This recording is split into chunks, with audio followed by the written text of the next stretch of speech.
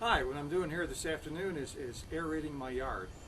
Here in Colorado we deal with a very high content of clay in our soil, and this clay during a normal course of any year, just from us walking across the grass, mowing the grass, kids playing on the grass, even dogs or animals walking on the grass, are constantly putting our clay soils into a state of compaction. And in order to have a healthy lawn, there's three things that are needed. And they're needed to the roots of the plants. And what you need is you need nutrients, you need oxygen, and you need water as well. And when our soil here gets into this state and it gets very, very dense, it no longer readily accepts nutrients or water, or oxygen can't get to the plants as well. So what we do to combat that is we take what's known as a core aerator. And a core aerator works by taking out actually a plug of dirt out of your yard or your lawn.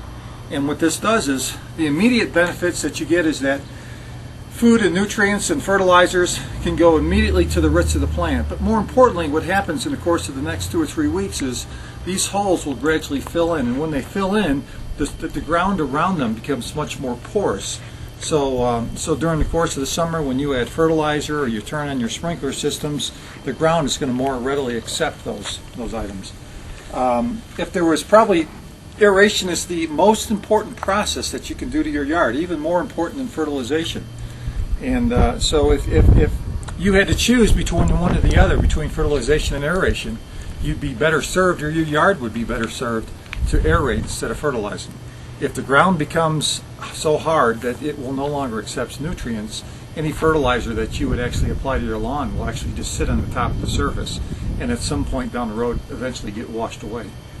So at any rate, this is a very needed operation for your yard. In order to have a good, healthy lawn, it needs to be aerated.